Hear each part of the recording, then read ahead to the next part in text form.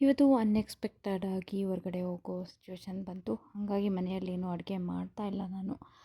ಫಸ್ಟಿಗೆ ನಾನು ಜೀರಿಗೆ ನೀರು ಕುಡಿತಾ ಇದ್ದೀನಿ. ಜೀರಿಗೆ ಮತ್ತು ಲವಂಗ ಎರಡೂ ಹಾಕಿ ತುಂಬ ಚೆನ್ನಾಗಿ ಕುದಿಸ್ಕೋಬೇಕು. ಕುದಿಸ್ಕೊಂಡಾದಮೇಲೆ ಕುಡಿಬೇಕು. ಜೀರಿಗೆ ನೀರದು ಏನು ಯೂಸ್ ಅಂತಂದರೆ ಹೊಟ್ಟೆನ ಕ್ಲೀನ್ ಮಾಡುತ್ತೆ. ಅದು ಮೇಯ್ನ್ ಒಂದು ಯೂಸ್ ಅದು. ಮತ್ತು ಗ್ಯಾಸ್ ಟ್ರಬಲ್ನ ಕಡಿಮೆ ಮಾಡುತ್ತೆ, ಮತ್ತು ಡೈಜೆಷನ್ನ ಇಂಪ್ರೂವ್ ಮಾಡುತ್ತೆ. ವೆಯ್ಟ್ ಲಾಸ್ಗೆ ತುಂಬ ಒಳ್ಳೆಯದು ಜೀರಿಗೆ ನೀರು.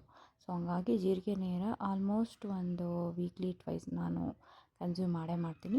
ಇವತ್ತಿನ ನನ್ನ ವೆಯ್ಟ್ ಬಂದು 64 kg 200 ಗ್ರಾಮ್. ಇವಾಗ ನಾನು ರೆಡಿಯಾಗಿ ಹೋಗ್ತಾ ಇದ್ದೀನಿ ಹೊರಗಡೆ. ಅನ್ಎಕ್ಸ್ಪೆಕ್ಟೆಡಾಗಿ ಹೋಗಬೇಕಾಯ್ತು. ಆ್ಯಕ್ಚುಲಿ ಬೇಡ ಅಂತ ಡಿಸೈಡ್ ಮಾಡ್ಕೊಂಡ್ವಿ. ನಮ್ಮ ತಾಯಿ ಫೋನ್ ಮಾಡಿ ಸ್ವಲ್ಪ ಫೋರ್ಸ್ ಮಾಡಿದ್ರು, ಬಾ ಬಾ ಬಾ ಅಂತ. ಅದಕ್ಕೋಸ್ಕರ ರೆಡಿಯಾಗಿ ಹೋಗ್ತಾ ಇದ್ವಿ. ನನ್ನ ಹಸ್ಬೆಂಡ್ ಬೇರೆ ಏನೋ ಪ್ರೋಗ್ರಾಮ್ ನಿಮಿತ್ತ ಹೊರಗಡೆ ಹೊರಟೋಗ್ಬಿಟ್ಟಿದ್ರು. ಅಲ್ಲಿಗೆ ಫೋನ್ ಮಾಡಿ ಅವ್ರನ್ನೂ ಬರೋಕ್ಕೆ ಹೇಳಿದ್ದೀನಿ. ಅವರು ಆನ್ ದ ವೇ ಬರ್ತಾ ಇದ್ದಾರೆ. ಅವರು ನನ್ನ ಜಕ್ನಳ್ಳಿಯಲ್ಲಿ ಮೀಟ್ ಮಾಡ್ತಾರೆ. ಅವ್ರು ಬರ್ಸಲ್ಲಿ ನಾನು ಜಕ್ನಳ್ಳಿಗೆ ಹೋಗಿ ಅವ್ರನ್ನ ಮೀಟ್ ಮಾಡಬೇಕು. ಅಲ್ಲಿಂದ ಇಬ್ಬರು ಜೊತೆಗೆ ಹೋಗ್ತೀವಿ. 1 ಗಂಟೆ ಊಟಕ್ಕೆ 3 ಗಂಟೆಗೆ ತಲುಪಿದ್ವಿ. ಬಟ್ ಏನು ತೊಂದರೆ ಇಲ್ಲ, ಇನ್ನೂ ಊಟ ನಡೀತಾಯಿತ್ತು. ನಾವು ಹೋಗ್ತಾ ಇದ್ದದ್ದು ಬಳಘಟ್ಟ ಅಂತ, ಮೇಲ್ಕೋಟೆ ಹತ್ರ ಬಳಘಟ್ಟ. ಅಲ್ಲಿ ಒಂದು ದೇವಸ್ಥಾನ ಇದೆ, ಯೋಗ ನರಸಿಂಹಸ್ವಾಮಿ ದೇವಸ್ಥಾನ ಅಲ್ಲೂ ಇದೆ. ಅಲ್ಲಿ ಪರ ಏನೋ ಇಟ್ಕೊಂಡಿದ್ರು ನಮ್ಮ ಸಂಬಂಧಿಕರು, ಅಲ್ಲಿಗೆ ಹೋಗ್ತಾ ಇರೋದು. ಬಿಸಿಲಲ್ವ, ಸಿಕ್ಕಾಪಟ್ಟೆ ಬಿಸಿಲು. ಸೊ ಹಂಗಾಗಿ ಎಲ್ಲ ಒಣಗೋಗಿರೋ ಥರ ಇದೆ ಅಲ್ಲಿ ಪರಿಸರ. ಮಳೆ ಹೋದಾಗಂತೂ ತುಂಬ ಚೆನ್ನಾಗಿರುತ್ತೆ. ಮತ್ತು ಇಲ್ಲಿಂದ ಮೇಲ್ಕೋಟೆ ಬೆಟ್ಟ ತುಂಬ ಚೆನ್ನಾಗಿ ಕಾಣಿಸ್ತಾ ಇತ್ತು.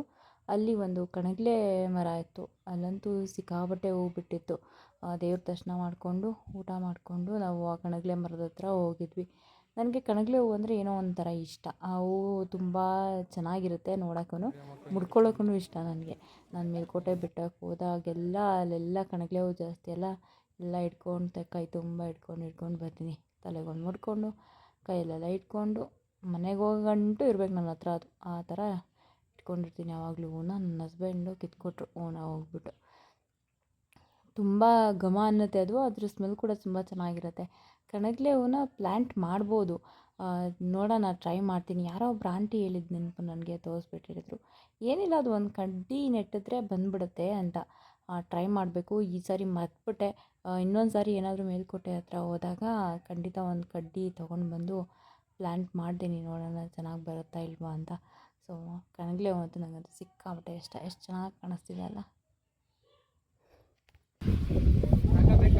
ಸಾಕು.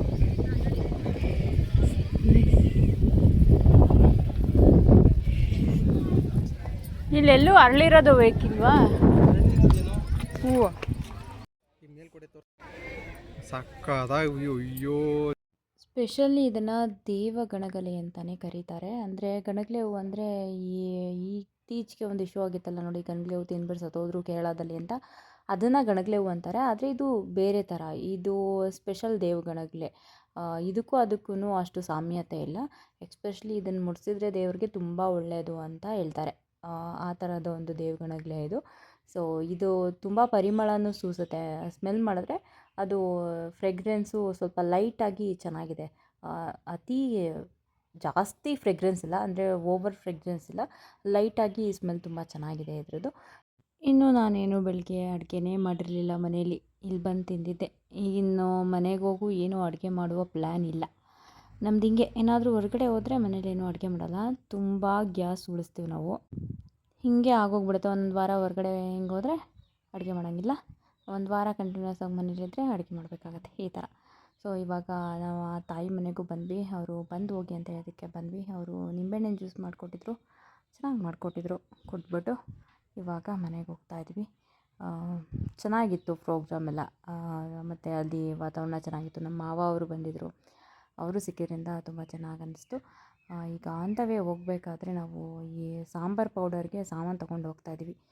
ಆ್ಯಕ್ಚುಲಿ ನಂದು ಐಡಿಯಾನೇ ಬೇರೆ ಥರ ಇದೆ. ಎಕ್ಸ್ಪೆರಿಮೆಂಟ್ ಮಾಡೋಣ ಅಂತ ಇದ್ದೀನಿ. ಅಂದರೆ ಸುಮಾರು ಥರದ ಸಾಂಬಾರು ಪೌಡರ್ಗಳನ್ನು ಮಾಡೋಣ, ಟೇಸ್ಟ್ ಮಾಡೋಣ ಅಂತ ಅಂದ್ಕೊಂಡಿದ್ದೀನಿ. ಒಟ್ಟಿನಲ್ಲಿ 1 kg ಆಗೋಷ್ಟು ತೊಗೊಂಡು ಹೋಗ್ತಾ ಇದ್ದೀನಿ. ಅದರಲ್ಲಿ ಡಿಫ್ರೆಂಟ್ ಆಗಿ ಒಂದು 6 ಥರ ಸಾಂಬಾರು ಪೌಡರ್ನ ಮಾಡುವ ಪ್ಲ್ಯಾನಲ್ಲಿ ಇದ್ದೀನಿ. ಅದ್ರ ಬಗ್ಗೆ ಸ್ವಲ್ಪ ರಿಸರ್ಚ್ ಕೂಡ ಮಾಡ್ತಾಯಿದ್ದೀನಿ. ನೋಡೋಣ, ಸಾಮಾನು ತೊಗೊಂಡೋಗಿ ಇಟ್ಟಿರ್ತೀನಿ. ನನಗೆ ಟೈಮ್ ಯಾವಾಗ ಆಗುತ್ತೆ ನೋಡಿಬಿಟ್ಟು ಇದೆಲ್ಲ ಪ್ಲ್ಯಾನ್ ಮಾಡ್ಕೋಬೇಕು. ಫಸ್ಟಿಗೆ ಮೊದಲು ನೀಟಾಗಿ ಎಲ್ಲನೂ ಬಿಸಿಲಿಗೆ ಹಾಕಿ ಡ್ರೈ ಮಾಡ್ಕೋಬೇಕು.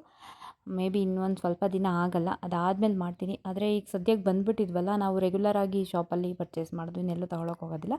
ಹಂಗಾಗಿ ತೊಗೊಂಡ್ಬಿಟ್ವಿ ಅಷ್ಟೇ. ಇಲ್ಲ ಪಾಂಡವಪುರಕ್ಕೆ ಹೋಗಬೇಕಾಗತ್ತೆ, ಸುಮ್ಮನೆ ಪಾಂಡವಪುರಕ್ಕೆ ಹೋಗಕ್ಕೆ ಒಂದಿನ ಏನಕ್ಕೆ ಅಂತೇಳ್ಬಿಟ್ಟು ತೊಗೊಂಡು ಬಂದುಬಿಟ್ವಿ. ಇನ್ನು ಮನೆಗೆ ಬಂದು ಉಳಿದ ಕೆಲಸ ಎಲ್ಲ ಮಾಡ್ಕೊತಿದ್ದೆ. ಆವಾಗ ಒಂದು ಪಾರ್ಸೆಲ್ ಬಂತು. ನನ್ನ ಹಸ್ಬೆಂಡ್ ಬಂದು ಟ್ಯಾಂಕ್ದು ಮುಚ್ಚಳ ಹಾಳಾಗಿದೆ ಅಂತ ಹೇಳ್ಬಿಟ್ಟು ಅದನ್ನು ಆರ್ಡ್ರ್ ಮಾಡಿದರು. ನನಗೆ ಯಾಕೋ ಅದು ಫಿಟ್ ಆಗಂಗೆ ಕಾಣಿಸ್ತಾ ಇಲ್ಲ. ನೋಡೋಣ, ಫಿಟ್ ಆದರೆ ಇಟ್ಕೋತೀವಿ, ಅಂದರೆ ವಾಪಸ್ ಮಾಡಿಬಿಡ್ತೀವಿ. ಈಗ ಕ್ಯಾಲೋರೀಸ್ನ ಕೌಂಟ್ ಮಾಡುವ ಸಮಯ. ಮಟನ್ ಊಟ ಅಂದಾಗ ಹೆವಿ ಕ್ಯಾಲೋರೀಸ್ ಇದ್ದೇ ಇರುತ್ತೆ. ಮಟನ್ ಜಾಸ್ತಿ ಕ್ಯಾಲೋರೀಸ್ ಆಬ್ವಿಯಸ್ಲಿ. ಹಾಗಾಗಿ ಸುಮಾರು 1400ಇಂದ 1500ವರೆಗೂ ನನ್ನ ಕ್ಯಾಲೋರೀಸ್ ಇಂಟೇಕ್ ಆಗಿರುತ್ತೆ. ಸಂಜೆಗೆ ನಾನೇನು ತಿಂದಿಲ್ಲ, ಆದ್ರೂ ಹಣ್ಣೆಲ್ಲ ತಿಂದಿರ್ತೀನಿ. ಹಣ್ಣು ಮತ್ತು ಡ್ರೈ ಫ್ರೂಟ್ಸ್ ಖಂಡಿತ ತಿಂದಿರ್ತೀನಿ. ಅದೆಲ್ಲ ಸೇರಿಸ್ಕೊಂಡೆ ನಾನು ಹೇಳ್ತಾ ಇರೋದು. ಅದೆಲ್ಲ ಸೇರಿ ಅಷ್ಟಾಗುತ್ತೆ. ಇನ್ನು ನನ್ನ ಬರ್ನಿಂಗ್ ಕ್ಯಾಲೋರೀಸ್ ಆಬ್ವಿಯಸ್ಲಿ 1500. ಮತ್ತು ನಾನು ಸ್ವಲ್ಪ ಕಡಿಮೆನೇ ಮಾಡಿದೆ ಇವತ್ತು ವರ್ಕೌಟ್, ಬಿಕಾಸ್ ನನಗೆ ಹಿಂಡಿ ನೋವಿದೆ. ಆವಾಗಲೇ ಹೇಳಿದ್ದೀನಿ ಅನಿಸುತ್ತೆ. ಅದು ಸ್ವಲ್ಪ ಸ್ವಲ್ಪ ನಿಧಾನಕ್ಕೆ ಹೋಗ್ತಾಯಿದೆ, ಹಾಗಾಗಿ ಜಾಸ್ತಿ ವರ್ಕೌಟ್ ಮಾಡೋಕ್ಕಾಗಿಲ್ಲ. ಹಾಗಾಗಿ ಮೇ ಬಿ 1800 ಅಷ್ಟಾಗಿರ್ಬೋದು. ಇನ್ನು ಇವಾಗ ಮಳೆ ಬರೋ ಥರ ಇದೆ. ಅಲ್ಲಿಗೆ ಎಂಡ್ ಮಾಡ್ತೀನಿ. ಮತ್ತೊಂದು ವಿಡಿಯೋದಲ್ಲಿ ಸಿಗ್ತೀನಿ. ವಿಡಿಯೋ ನಿಮಗೆ ಇಷ್ಟ ಆಗಿದರೆ ಲೈಕ್ ಮಾಡಿ, ಶೇರ್ ಮಾಡಿ, ಹಾಗೆ ಸಬ್ಸ್ಕ್ರೈಬ್ ಮಾಡಿ. Thanks for watching.